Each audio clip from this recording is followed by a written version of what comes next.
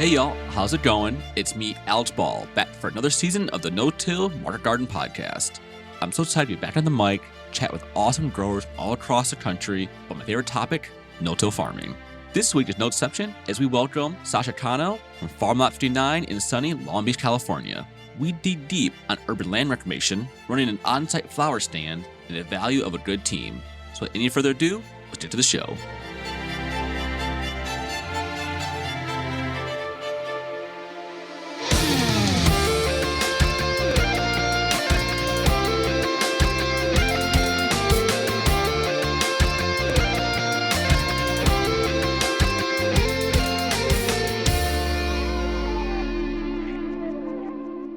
Today's episode of the No-Till Market Garden Podcast is brought to you by Peaceful Heritage Nursery. If you're looking for hardy and resilient fruit trees, berry plants, or pawpaw trees, then check out Peaceful Heritage Nursery. Peaceful Heritage Nursery operates a mail-order nursery, shipping premium quality live plants, seeds, and cuttings all across the USA. They specialize in resilient genetics, permaculture plants, unusual berry and small fruit plants such as gumi, aronia, and mulberry, and also they have become famous for their diverse selection of premium quality pawpaw trees.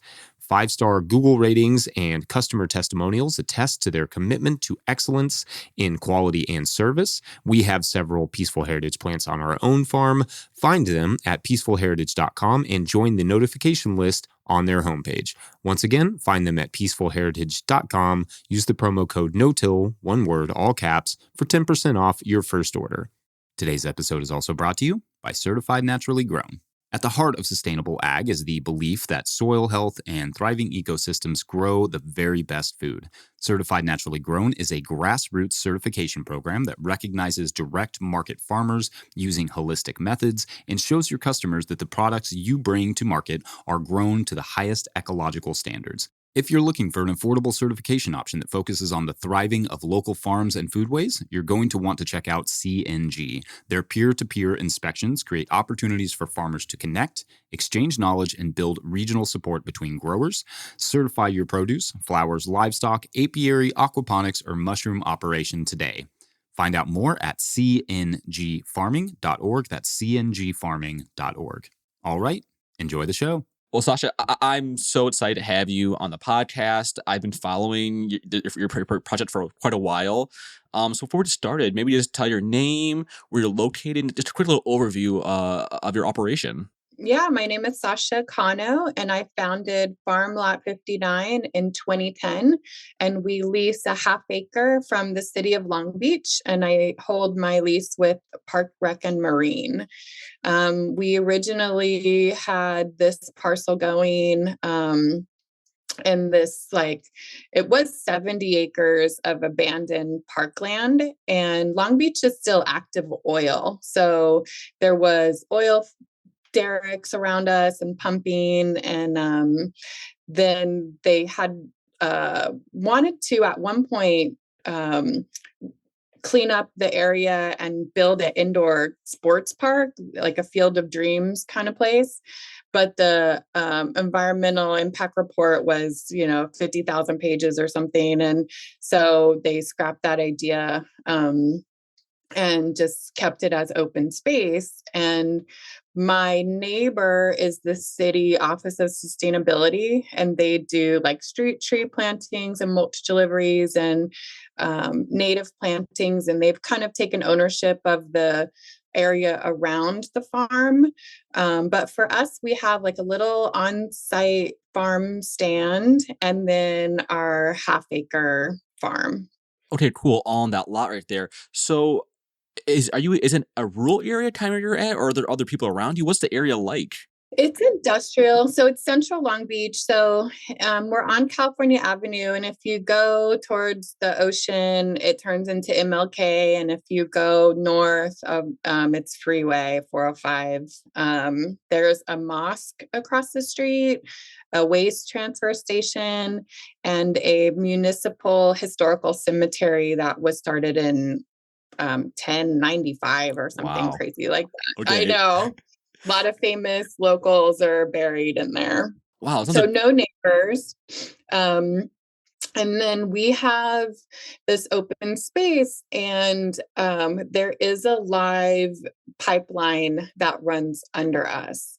So they can never build anything there unless they cap this well and move it. So we do have the lease agreement is like 8 feet off center of this pipeline, which makes the farm layout kind of weird. Like the tunnel one is kind of going the wrong direction, and the beds are all different lengths, and the blocks are all different widths, and it made for some continuous, like wonky farm math.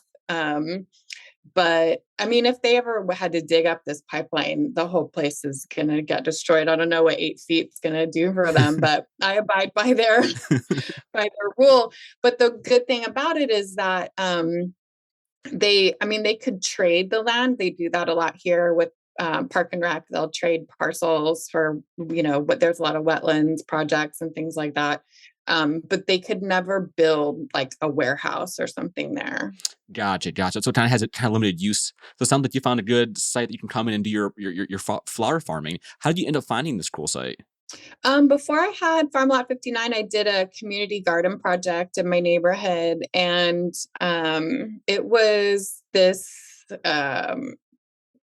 kind of bridge between my neighborhood, which was this cute little historical district, and more downtown, which was heavy gang and 19th and PCH, lots of shootings. I mean, it's literally one street over, but the gap in people that residents is huge. And so I had been volunteering at different school gardens and different projects. And this is like 2006, I think, 7.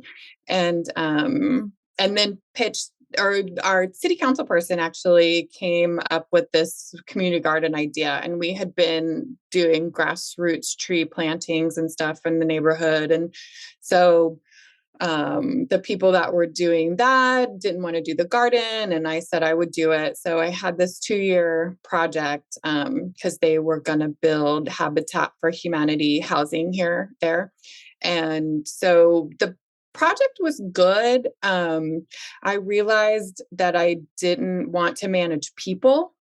And that's really a lot of community gardening, is managing people. And it was fine to educate them on gardening. And we built a greenhouse, and we had a small flock of hens, and all that was amazing. And the project was really to show the residents and how they could take this model and take it back to their housing complex or their apartment. And a lot of people are living like multi-generational and government subsidies. So if you could just grow a couple chili pepper plants and some zucchini, like that makes that, government subsidy food a lot tastier. And Yeah. So it was good, but I for sure didn't want to do another community garden project. And I scouted property. So I had looked at some other properties, and the farm lot parcel we have now was like the 4th property that I had actually scouted. And I saw on your website, what's the whole the naming of Farm Lot 59? How did that come about? Yeah, so Long Beach had a bunch of ranchos, and the map we found from 1881, my neighbor from the Office of Sustainability is really into maps and historical stuff for our city. And he had found this map, and it showed what we could tell was like, our farm address is California Avenue. So if you go down California Avenue, there's this huge dip in the road. And the dip in the road used to be kind of a basin in this river. So we took this kind of natural waterway, and we kind of followed it to this low point of this property, and estimated these parcels. And they were mapped out to be farm parcels. And so we were, best we could kind of guess, Farm Lot 59 on this map. But then they struck oil, and there was no more agriculture. So the parcels were never developed, and until I came along. That's super cool. I love that. Yeah. That's fun history, a little detective work. Yeah. That's super cool. So maybe for folks who, and for myself too, who don't know, what's the climate like where you're at, and like what's the seasons? You have 4 seasons, 2 seasons. How does it work there? Yeah, we call it summer and not summer. So it's basically year round. We close our retail store around mid-December. The days just get really short, and there's not a lot of cut flower for holidays, and we're just burnt out, honestly. And then we open retail when we have fresh cuts again. So hopefully Valentine's Day, but for sure by March.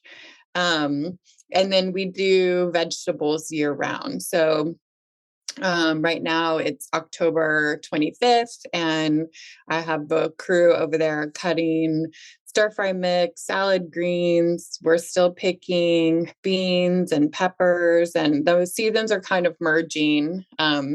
We have tomatoes in the tunnel, and they pulled those out yesterday just because we need to get in winter stuff, but they still had fruit on them.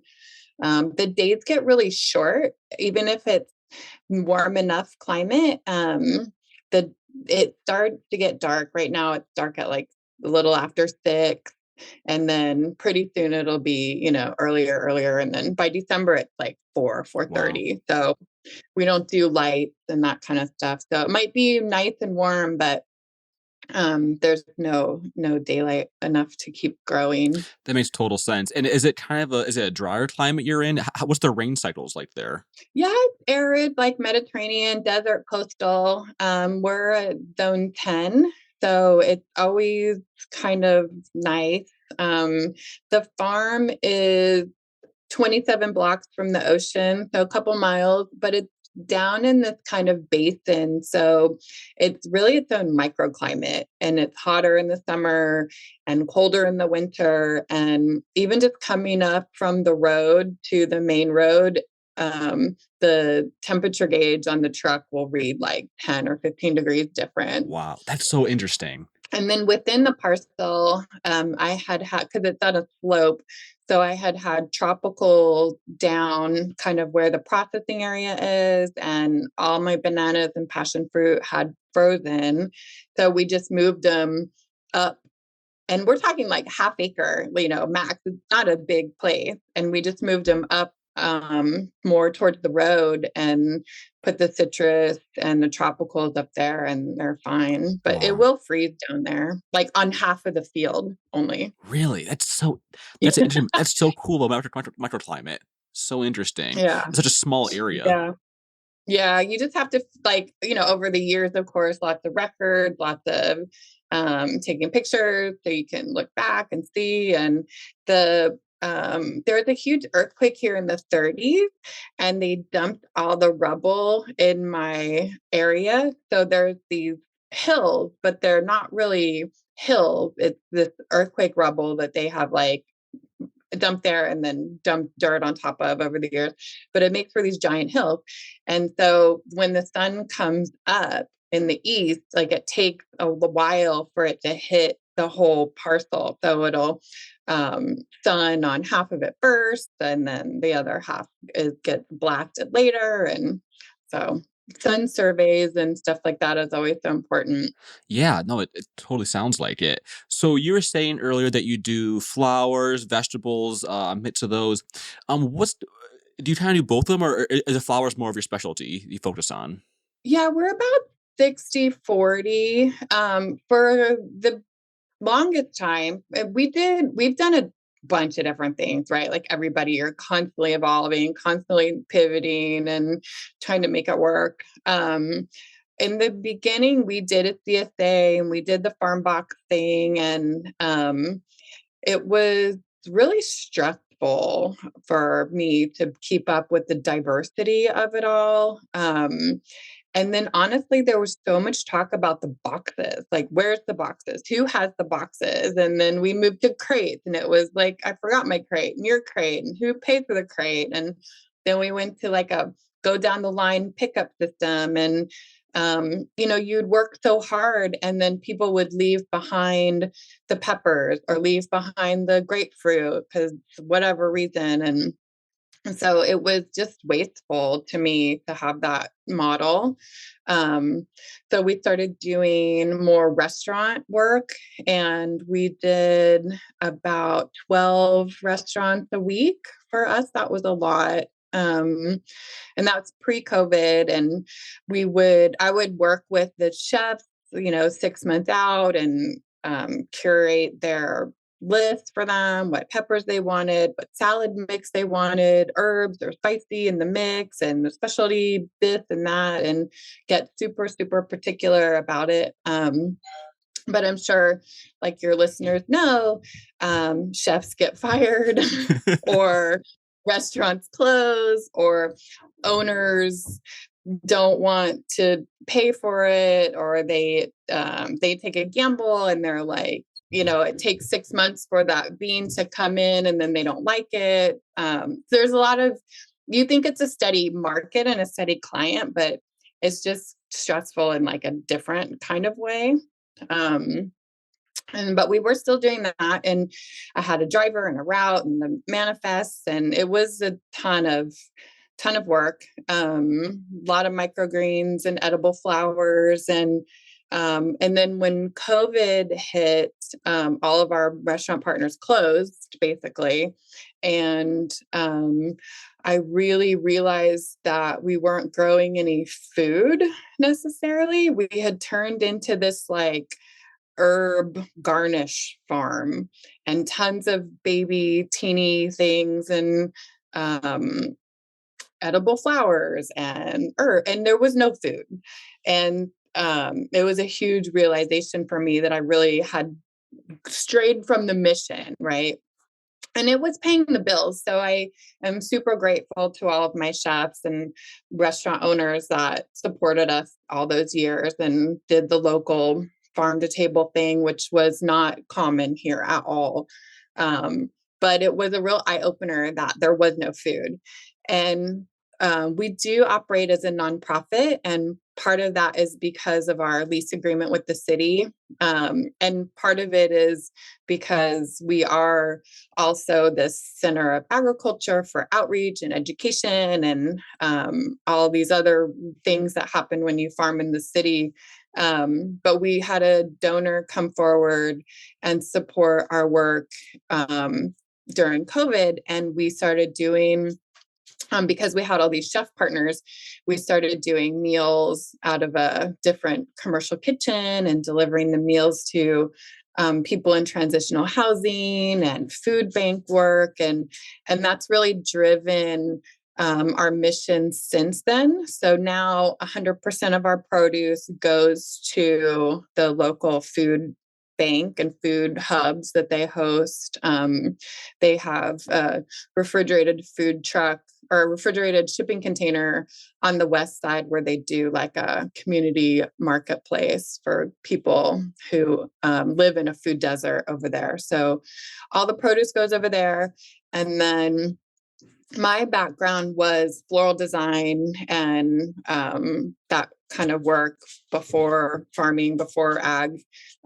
So now we're back more into flowers and bouquet work. And that's what we sell in the farm stand is tons of bouquets, market bouquets, and flower art and arrangements and that kind of stuff. And your farm stand is absolutely beautiful. I love just the Thank you. I love the whole aesthetic. I've been following that for a while. I'm like, oh, I love this farm stand. It's so good. So it's super cute and we love it. It's a destination place though. So, the trial, I was never in retail. And so still, even though it's been open since like 2013, still trying to figure out how to make it work. Cause minimum wage here is like $16 an hour.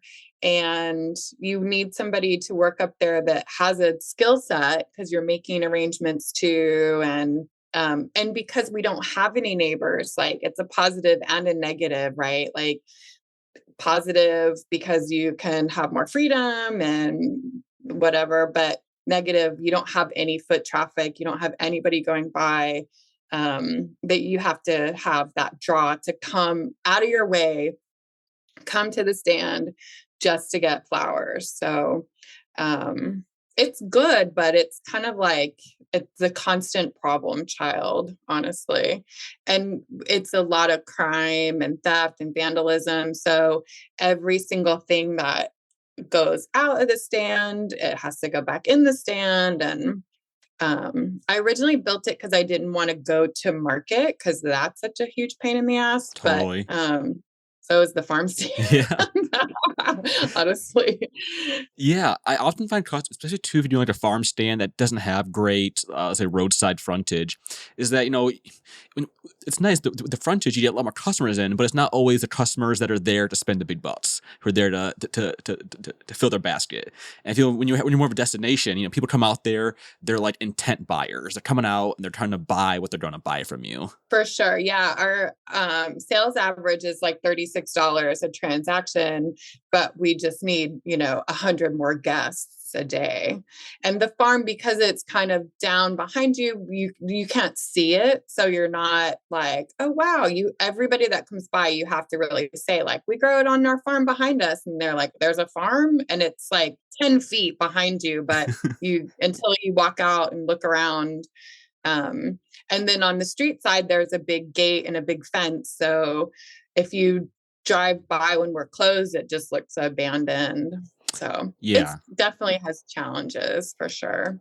And so you're doing a lot of flowers in that farm stand. Are you doing any other products as well that go along with that? Yeah, we do like just kind of in the stand, there's floral art and like handmade soaps and pottery and that kind of stuff. But we really try and stick to the cut flower sales through the stand. And sometimes we have garden supplies and plants and stuff, but it's like such a hassle to bring all that stuff up from the greenhouse and then take it back down. And so I'm rethinking the garden portion of it this winter. And then, people ask about the produce, but I like the mission where it all just goes to the people that need it most and just stick with the flowers. It makes the message more simple. Yeah, kind of direct all that product to people who need that product right now. Yeah, and then your flower sales, it's flowers with a purpose, right? Because like you're supporting this, which is supporting that kind of thing. Yeah, so maybe this is kind of hard to ask. So how do you gauge how much you're donating to these, your production off the farm now for like the produce? Is it like a dollar amount you're going for, a monthly amount? How does that work with all that? So I have a board of directors and we work with Food Finders is our local food rescue organization, and they are amazing. And they are like the logistics part of it all, right? So they come every Wednesday and pick up whatever we have. And it's taken a lot of the stress out of it too, because we can grow whatever we want. Now, I'm not trying to squeeze out like 50 pounds of salad every week or whatever it is. And they collect all the metrics. So I know who my audience is. And we are now servicing mostly Filipino and African American. So I can grow culturally significant food for them that I know is going to get consumed and used.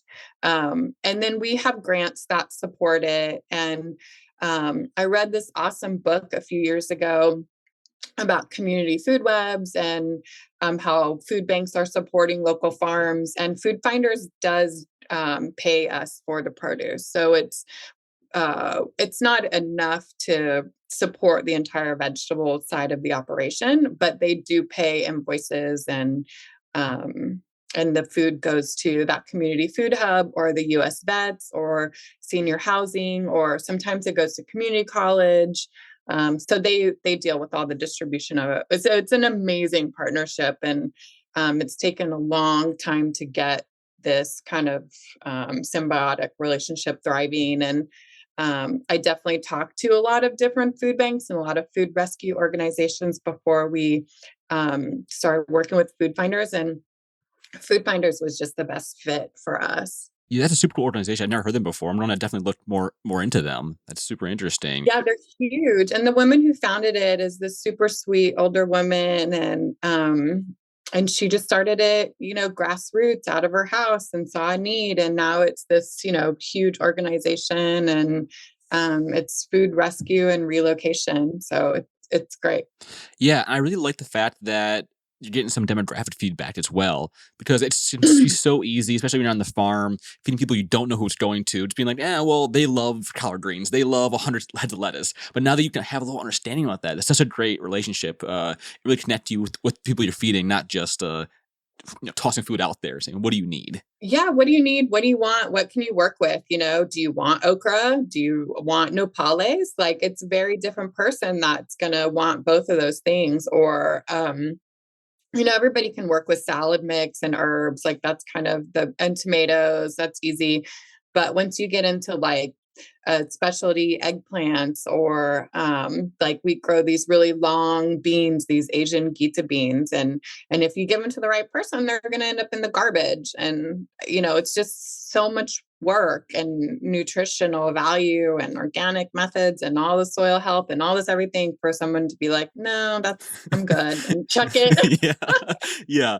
It's so much work being done to like lose it over something so silly as being the wrong person.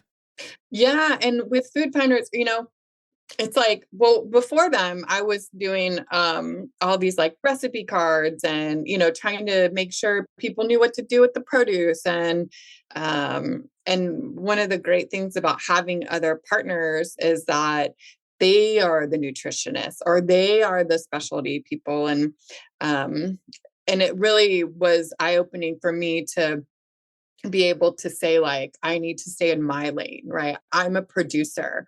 I'm not printing recipe cards at midnight on a Tuesday to go in the distribution boxes. Like, it's not fair to me. It's not fair to my family. I'm not a recipe writer. I'm just printing it here at home. Like, it's too much. So to have people that kind of can take that on, it helps with it all kind of keep evolving. Yeah, that's actually a great transition. So at Problem 59, how many folks do you have there from yourself, the board, the workers? How's kind of organized and broken down? Yeah. So, I mean, it's take a very long time to get to this point, of course, but we have a board of 4, and I have a farm manager. She has been with me 3, almost 4 years, and she has just been, I mean, she went from like well-intended to now running field operations really for me. And then I just hired a part-time staff for her. And then she has volunteers that come on Wednesdays to help with we break it down every day. It's very specific to the work, right? And Wednesday is only vegetables. It's the only day we really devote to vegetables. And she has help on Wednesdays with the vegetables. So harvesting, washing, packing, weighing, refrigeration, distribution, all that kind of stuff. Because it takes a lot of hands to be ready for the truck. They come at like 1:00. So she's got help on Wednesday, and that's from the CSU, the Cal State University Long Beach environmental policy and dietitian and nutrition students come and help. We're their service learner location every semester. And then I just hired a communications manager, which was something that, you always think you need more people in the field, but it was a position that I needed somebody to help me to deal with everything else, right? Like, we have a bookkeeper, we have one of my board chair helps me with grants, my like, everybody has a job, right? But as far as getting back to people, social media, newsletter, like, I was just drowning in that. And so now hiring this other woman, now she can take on managing the calendar, managing the marketing. And I'm able to kind of schedule out bigger, broader things. Like all of next year, I'd like to work with the city a little bit closer and like actually invite the council people to come. And we have a new mayor and things that I would never do. But now that I have her, she will actually follow up with them and then make it happen. So you definitely hiring people that are your weak point, right? Bookkeeping is not my specialty. So that was someone I brought on a couple years ago. And then the communications person has been a huge help too. Yeah, and as the leader, I feel like it's so hard. First, you can't do it all yourself, and it was so hard to bring people in to fill up your shortcomings. But you really have to if you want to grow like past. Like you have to be doing like the $100 an hour tasks, the highest tasks. And if you're sitting there writing recipes out for every single product that goes out, there's no way you can work on those $100 an hour tasks. Yeah, and I just had, the Post-its on my walls in my office forever. And I was never able to download that and move on from that. I'm just looking at all these ideas constantly, but just drowning. And that was something I told, and she came on board in August. And something I told my partner, like soon after that, I'm like, I feel this like big weight off my shoulders. Like I was able to take all these big Post-its down off the wall and somebody else is going to organize it and get a timeline and get back to people. And it was huge. And it's hard to, for me, it was hard to be able to accept that the person you're paying isn't actually creating like something tangible, right? Like I'm used to this. You put a seed in the ground, you get this plant, and there's your money. You're looking at it, it's getting back to you. But to have that mind space freed up is for sure worth it. Yeah, it does not have to have all it be juggling balls in the back of your head 24/7, juggling different things going. Just focus on your main task is so nice, and I'm so happy to hear that you're able to find those people to surround yourself with who can really uplift your team. It sounds fantastic. Yeah, it's definitely been a journey, and it's not always a win for sure, but it's right now, as of today, I'm super happy with everything. Sasha, the thing I hear from all of my interviews I do is that people keep telling me over and over again is that the power of being surrounded by good people around you and having people around you who have the same mission and who can pick you up where you're falling. Like that just, it'll carry that last mile that you can't do yourself, just having a good team around you.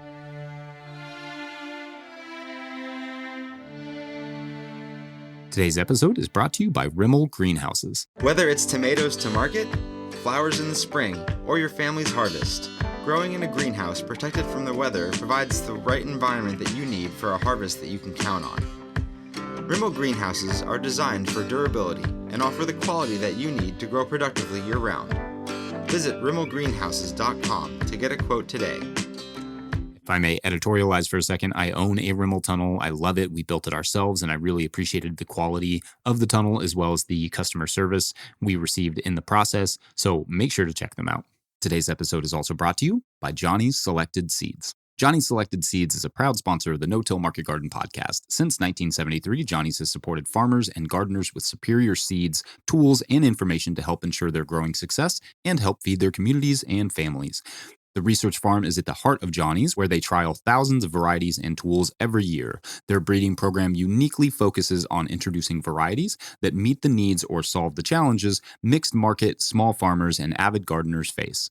Visit johnnyseeds.com for innovative new varieties and time-tested favorites to grow this season. You can also browse their online growers library, link in the description, for a wealth of free educational resources. The employee owners at Johnny's look forward to growing with you. All right, back to the show. One thing I really noticed, now go through your site on your Instagram, that you do a lot of events on site. You do a lot of different things there. So I want to hear more. How are you adding value to your site with doing classes and events and stuff like that? Yeah, everybody's got to do something other than just grow produce and sell it. And I think that we found a little niche in the agritourism part of things. And for me, it's, easy for me to say yes. I'm not really a no person. So if somebody comes along and they're like, I want you to do my bridal flowers. I'm like, okay, but I really need to stop. And that's the great thing about hiring the communications person too, is that she's a buffer for me to, I'm like, don't let me say yes to all these things. But what I do love is having people on the farm. And a couple years ago, after we came back from COVID, I wanted other groups to be able to use our space to host their own kind of workshops and classes. And so we hooked up with this other education team who does like school gardening, and now they've come to the farm so many times, I don't really have to do much other than be on site as kind of a host, but they can do their own tours. They do the workshops. They make sure everybody's safe and engaged. And that's been amazing. And then in the spring, we do floral design and bouquet making, and I take those on. Friday, we're having like cool season gardening talk up by the stand because we have some raised beds up there. There's always something going on, and we do a big roast in the summer, and we have like a cajina pit, and we have music, and we've done dinners and just something different, right? Because there's nothing else like what we're doing in town. So people always want to come visit, but you can't just have people coming through all the time. It's not safe. It's a working farm. You're actually trying to work. So if we have these scheduled events, then you can always kind of tie it in with a tour or a workshop or a lesson or something like that. Some kind of enrichment and engagement. Yeah, and if you have the space to host people and people who want to come out there, it's something to really create like a structure so people can really engage with the local farm. Yeah, so we've got, I call it the outdoor classroom, but it's just a mixed use space under shade. And we've got tables for 50, and we have a little kitchen, and it's all very rustic, but it totally works for what we're doing.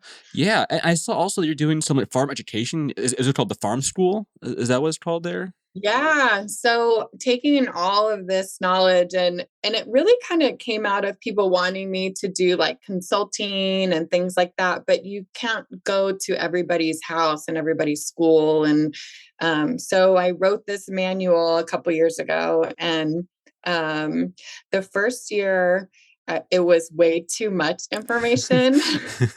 And it was 6 weeks, and people were like, this is crazy, too much. So the year after, I scaled it way back to 2 weekends. And this year, 2024, it's the first 2 weekends in March, and I'm sticking with the 2 weekends, but I'm going to tailor it a little different even now. We don't have a lot of, you can call yourself an urban farmer, whatever, that's fine. But we don't really have anybody doing it on the scale and that we're doing it.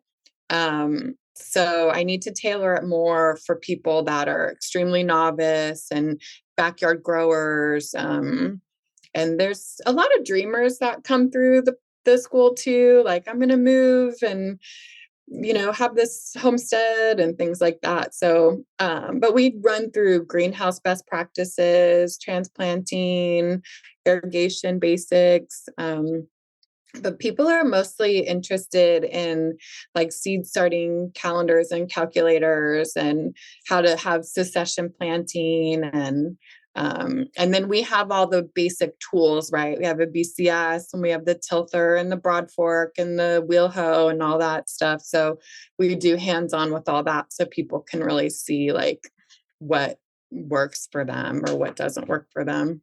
Yeah, kind of like a real hands-on with what would be a farmer on the daily. Totally. Yeah. That is super cool. It sounds like a fun time. Well, that's even a great transition. I heard the broad fork. So at your farm, how would you personally describe your growing practices, and how do you handle production in your spot? So we were taking over this property from Park and Rec, and it had been abandoned as long as any old timer I've ever talked to always just dumped their garbage there, and it was basically an illegal dump. And there was windshields and tires and car parts and like full kitchen remodel, tiled, carpet, padding, like all of that garbage, telephone poles. So the city beach maintenance trucks came and cleared out well, I mean, they basically just shoved it across the street and left it there. But they cleaned up the parcel. But it wasn't soil, right? And it was contaminated. And all of the research I had done about remediation and the longevity of it. And, you can't grow ferns here. And if we did sunflower, like I don't have anywhere to incinerate them. So none of that was really working for me. So they took the soil and replaced it. They took about 2 feet down and took it away, and then brought me clean fill dirt from where they were building a fire station up in Northtown. So I had clean dirt, but it was just like dirt. There was nothing to it. So my neighbor across the street is a waste transfer station. So he pulled in a favor and got us compost delivered from a municipal facility. And we laid that in blocks. And I had a little Kubota tractor back then, and a little bucket, and I had a newborn, and I would just wear him in the carrier with little earmuffs and just move compost around. And I had hens and a electric fence because there's, urban coyotes here. And I just kind of started in one section. So now it's section A. And so that's the most fertile place that on the farm is where we had started, because it's a couple seasons ahead of the other blocks. And then we just started from there and laid irrigation and just kind of kept it going and expanded like block by block. But it was definitely not soil. And I did till with that Kubota. It had a bucket attachment, and then it had a rotary in the back. And I just incorporated the compost into that fill dirt. And so I did that for a while. And because we have that pipeline that runs through, like it really is a no-till operation. And that little rototiller that was on the Kubota, I mean, it didn't go very deep at all. It was more like a tilther, like in retrospect. And then years and years later, I got the BCS, and I have the rotary plow and the mower. And so we do tons of mowing and tarping. So I use, we don't have silage tarps here or built. I just get like that super heavy construction mill from Home Depot, and we mow and we tarp, and we throw compost down. So now we don't even use the broad fork really anymore. So we've pretty much, it's taken, however many, 13 years to get to the point where we don't till, we don't fork or hardly anything anymore. We just layer and tarps. We love tarps. Yes, those tarps they're sent from the heavens. I love the tarps. They keep everything going so much easier. Yeah, because we don't have it might frost, but we don't have like a hard freeze. So we can, in the summer, we can fry the weeds if we want to. But the problem with the tarps for us too is that it's not just solarization. It's like anything that's under there is going to be dead, right? So the weeds, the worms, the microbes, like you're going to kill all of it. So we try and limit our tarping to, if we're breaking down organic matter, no more than 2 weeks, because it's so hot here. We'll water under the tarps, and then we'll pull it in 2 weeks, and all that material will be broken down. And then we'll put compost on top, run the tilther, which I have a love-hate relationship with that stupid thing. And then we do plant in landscape fabric, almost 100%. The only thing we do a lot of sunflowers. And so the sunflowers, we rotate through, and we do not plant in the fabric for those. But they tend to they outgrow the weeds and then shade them out. So we weed once, maybe at the 2-week mark, and then that's about it for the sunflower beds. Okay, so it sounds like you did a ton of upfront work to prep this spot up, and now I've gone to a more of a low input, no till method. Removing 2 feet of soil, that's an intensive procedure to have done on the land. Yeah, it was like, I forget the number, 20, 40-foot yard containers or something like that. It was a ton of garbage and soil and weeds. And, I know there's like mixed messages about using horse manures and things like that. And we did have a ton of the manure from some local stables. And I would never do that again. I think it brought in, because I had this perfectly clean slate. And I think that manure brought in a bunch of noxious weeds and grasses. And we have this one, we call it horse grass. And it's just like this awful thing that we can't get rid of. And it's kind of isolated, but it's got these nodes. And the bindweed was a new one that came into just recently, but it's a little isolated kind of to one area. But that stuff, the tarps can't, if it's really down in there, the tarping doesn't get rid of it. Yeah, it can't knock it out. So how are you irrigating all this? Do you have city water, a well? How does that work with, you said there's oil fields in the area, so how does that work through irrigation? Yeah, we do. We irrigate from city water. We pay landscape rates. So, the more you grow, the more utility bills go up. And the water department, there's no deal to be had with them. So unfortunately, it's very expensive. And at some point, I don't have, I have regular filters on there, but I would love to build some kind of like rock filter or something that's a little more, refined, I think, and not just a screen, but something that would filter the water before it hits the irrigation. Because city water, there's tons of chlorine and fluoride and all kinds of stuff in there, but it doesn't seem to be that big of a deal. And then on our high tunnel 1, which is 72 feet, we do have rain gutters and rain barrels attached to that one. But we only have 1 barrel on each side. So it's there. We need more barrels because they fill up immediately, and then you're emptying barrels, but it's raining and you don't really need to use the rainwater. So I haven't quite mastered that whole system yet, but These tools. So you said you have 2 tunnels on site. Is that correct? Yeah, we have 2. We have one that we've had for about 8 or 9 years. And we replaced the poly already once. We've had it that long. And it's a 72 by 30.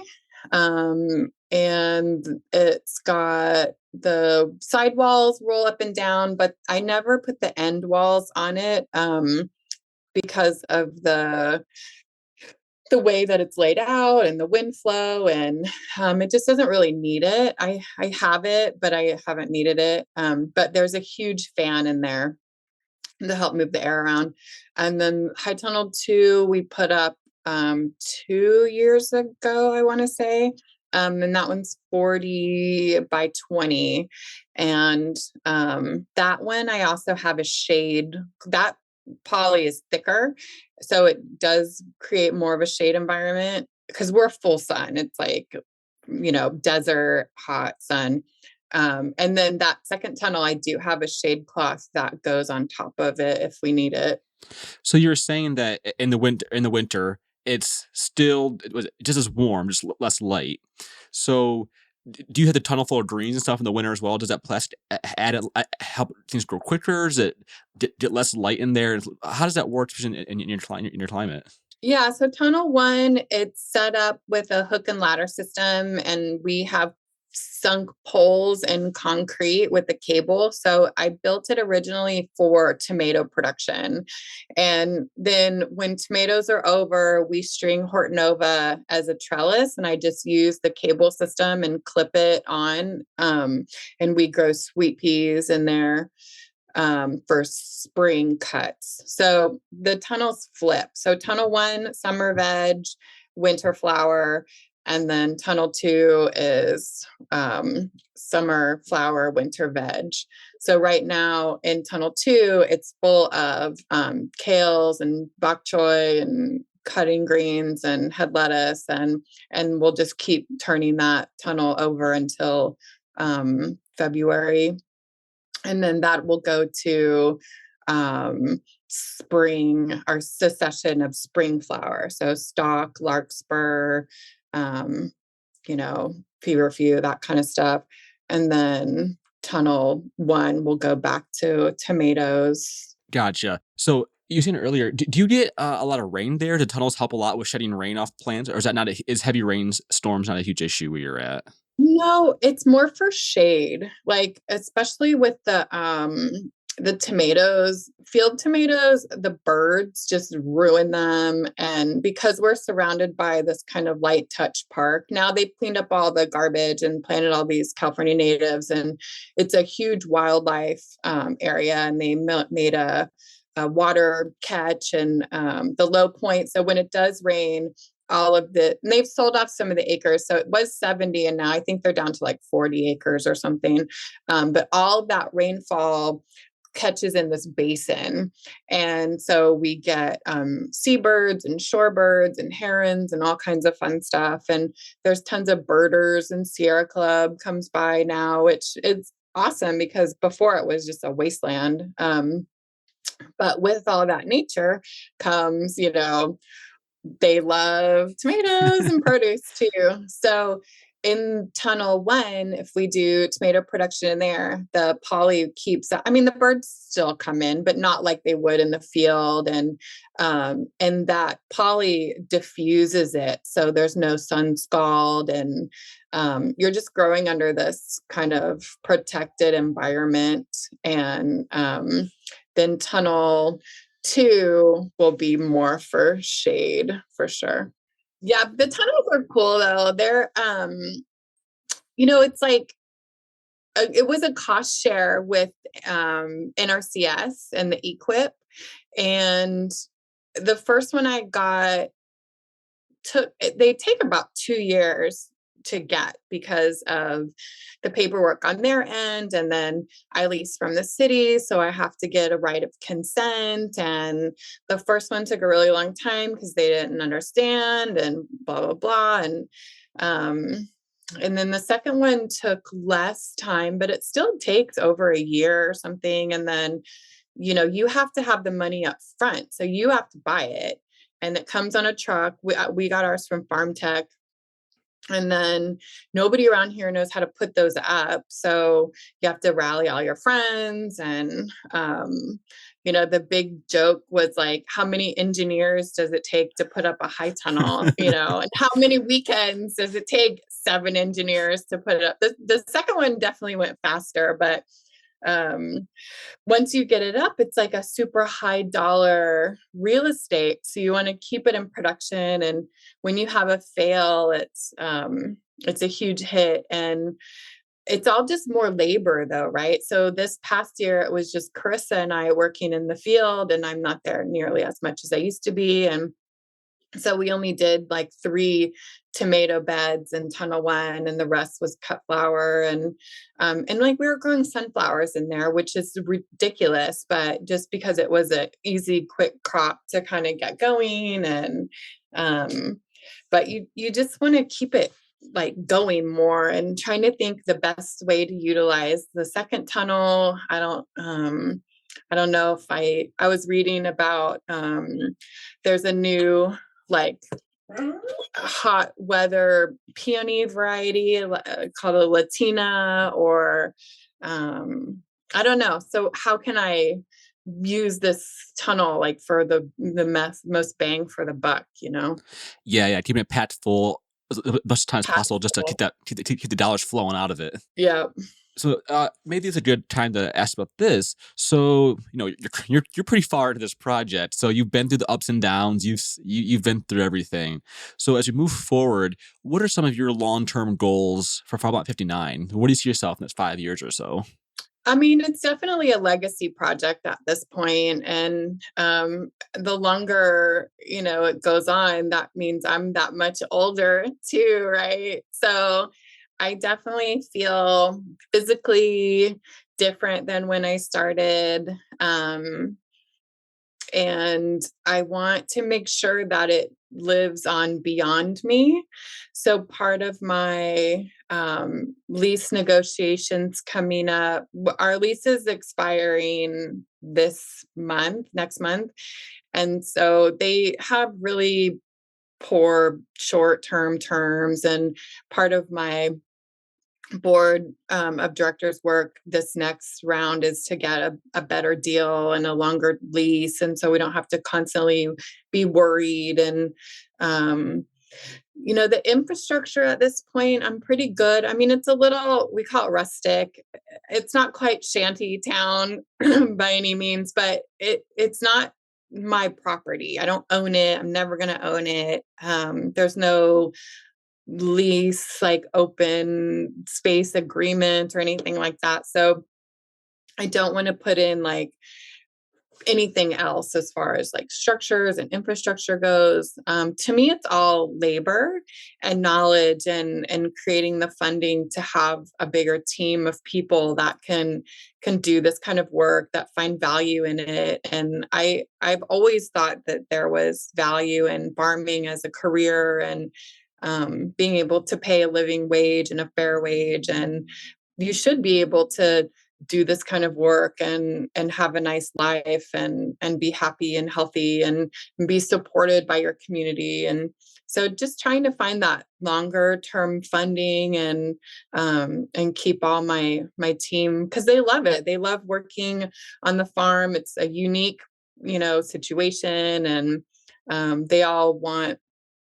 to live their lives and be happy and make money and support their kids and buy a new car if they have to. Like, you shouldn't have to sacrifice anything to be in agriculture. So more work towards that, more policy work, more working with the FSA and getting more funding and working with CAF and just trying to secure it as like a legacy project, I think is the important part for me to do at this point. That's a huge and very important task for this next step of your project. Make sure that it continues on for the next generation to keep enjoying and keep filling the purpose of it, feed people and to educate. Yeah, and growing their own, right? So we're half acre, and we're not going to feed everybody, but we can be this model and show you how you can do it and how you can replicate this project. And we have 2 high tunnels, but you can go get a bigger property and have 100 of them, or you could scale it down and just put one over your raised bed, or whatever it is. Just having that connection with your local farm, I think, is important. Yes, so important. And from everything I've seen, Farm Lab 59 is killing it in that sector. I mean, I want to get out there for a dinner sometime. I need to get out there for an event. It looks fun. Yeah, come when we do the roast. We do a whole hog. It's super fun. Oh, that sounds super tempting. I've never been to the West Coast before, so it sounds really fun. What? I've never been. Yeah, come to Cali. Okay, and I have to now. For sure. Okay, so we have 2 last questions. We'll wrap this up. The first part of the last question is, we want to know what's on your farmer heart. What's something that's been in your mind, been weighing on you, something that you want to share with other people, you think other people need to hear about? Anything that you think people want to know about, it's your platform. So I asked my son, my 12-year-old son, who, when I signed the lease for my property, I was pregnant. And so he has been raised on this farm and been a part of it his whole life.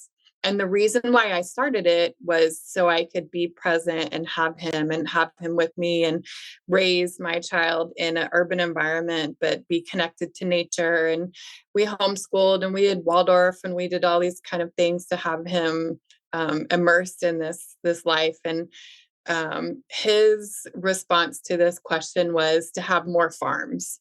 So coming from who is now a tween, who doesn't go to the farm, who games all the time and immersed in, that culture, for him to still realize how important it is to have more farms, I think that it made me feel good, but it also made me realize that even when you're gone, it's still in you, right? So he was able to have that connection from an early age and know where his food comes from. Like, not only did he plant the seeds and water the trees and collect the eggs, but he sees the value in having more farms. So I appreciated his input for that. And I think for me personally, I would just like to share that, you don't have anything to prove. You're not doing it to be this warrior and this kind of I can do it kind of attitude. I feel like the movement and the industry has come a long way since I started, and I'm very grateful that it's more accessible and acceptable, and there's more knowledge that we're able to share with everyone. And you're still going to have your fails for sure, but having podcasts like this, or like the Dirt on Flowers or the No-Till Flowers, and all the books that are out there now, and farm schools and YouTube, and take all those resources, but tailor it for you. Like, I see people on Instagram right now digging up dahlias. Like, we still have flowers. Like, for sure, I'm not going to go out there and dig up tubers just because I saw somebody in Ohio digging tubers. So make sure you are making it relevant to your space, and just take it all in stride. You're going to fail, you're going to succeed. Do what's right for you. Like, I got involved in a lot of policy work, and local ordinances had to be changed so other people could have chickens. And there's a lot of vacant lots. So we did a tax incentive thing.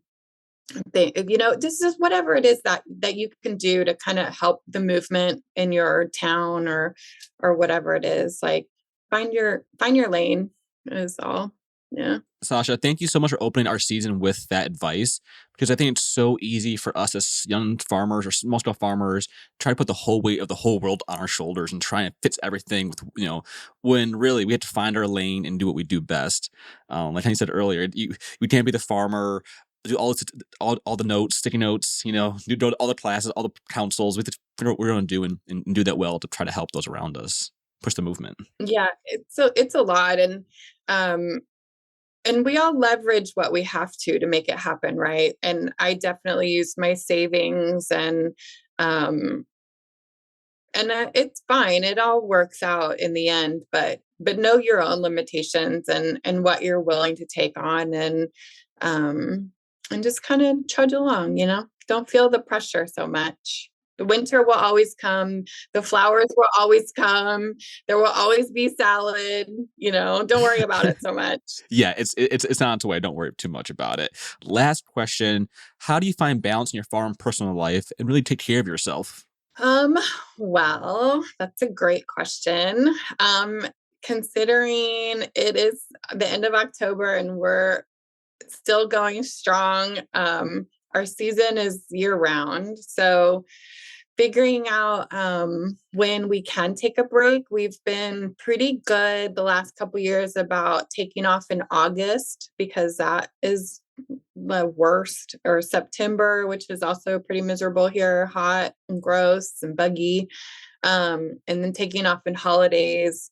But something that's really helped me is surrounding myself with the good team and respecting boundaries too, like not texting my team at 8:00 at night about what we're harvesting tomorrow, and having real work hours, not checking emails at night, not doing newsletters at midnight, and having a partner that supports me. He comes to the farm on his days off and fixes things and helps me out, and just having a board of directors that sees the vision clearly. And I don't have people around me anymore that are just doing it to like do me a favor. Right. I guess I'll just go and be on your board to do you a favor. So I've moved on from all of that, and I'm surrounded by people who want to be here, who want to be part of this project, who want to do it for the greater good, to have this open space, to feed and nourish our neighbors, to grow beautiful flowers. And I think that was a big shift for me to really realize that what I'm doing is valuable, and other people see that too. Sasha, I couldn't agree more. And thank you so much for sharing your words with us. And I feel like at the end of the day, the thing I got from this whole conversation is, man, build a team around you of people who are like-minded, who wanna do the same good that you care about. Yeah. And, it takes a while to get there, right? Because you have to pay people. It's not because people don't have anything else to do. And so paying people to show up and be held accountable, and finding the right team. And, my partner doesn't work on the farm. He's got a full-time job, and just having somebody who, in his mind, if he can come by and help me do one little thing and it makes it go that much faster and easier, then he's happy to help out too. And just having a group of people around you that want to have this whole thing work. No, I totally agree. Sasha, thank you so much for sharing about Fallout 59, about yourself, about the work you're doing. I really appreciate it. I know our listeners will. And I hope you have a great rest of your season. Yes. Thank you so much for having me. I appreciate the work that you guys do too. And it was super nice to meet you. A huge thanks again to Sasha Kanno for taking time out of her busy schedule to sit down and chat with me about Farm Lot 59. It's great to see somebody prioritizes surrounding themselves with people who are uplifting and believe in their mission. If you want to learn more about Sasha or Farm Lot 59, check out their website or their Instagram. All right, y'all. Have a great day. Thanks for listening.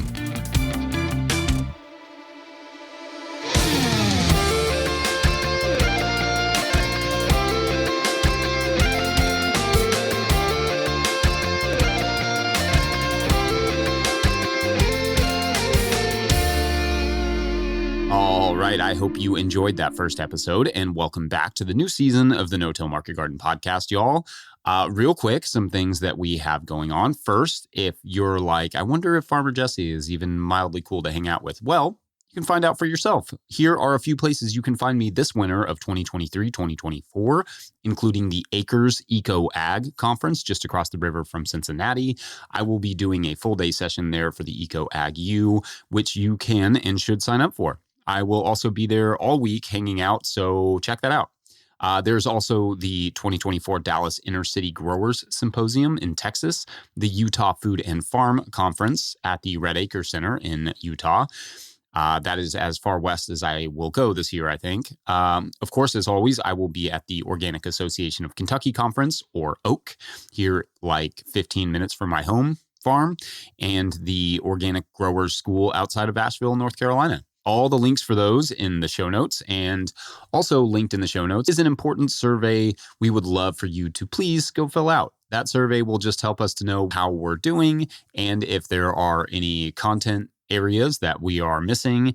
And I do mean any. I mean, we have an entire podcast dedicated just to winter production. So we will pretty much cover anything and everything farm related. And the reason we're able to do that is because we get so much support from you all. You can show said support by picking up a copy of the Living Soil Handbook, or a hat, or some merch at no-tillgrowers.com, or you can join the hundreds of donors who support us through patreon.com/no-tillgrowers. That is absolutely the lifeblood of our work, and at a certain level, or if you just bump up from one level to another, you get a shout out on the show. So big shout outs this week to Tim J, Lisa Kanai, Jen Lawrence, Fiona and Donnie of Firefly Farm, Steve Larson, Dan Brisebois, Jared Kirst at Rivendell Farms, Bob and Ann Patton of Hexhamshire Organics, Grown Up Farm, Judson Taylor, Clement, Earth Care Farmer, Jane Murner, Scott Harris, Jason Ruel, Alberto Diaz, Stephen Smith, Stephanie and Alex, Steve Burr, PTHF, Alex Sawatsky, Danny Rodriguez, Joseph Sanguinetti, Sean at All About the Garden, who sent me some really awesome trays that you all should check out, Rob Soma, Stephen Wilder, Jill Crosby, Chris Yates, Ashley Sharp, Hank Zecca, Abraham, Tyler Rollins, Brian Newton, Closter Farm and Livestock Co., and Kyle Nell. Huge shout out to everyone who supports us in whatever way that you can. You all are amazing. Otherwise, thanks for listening. We'll catch you next week. Bye.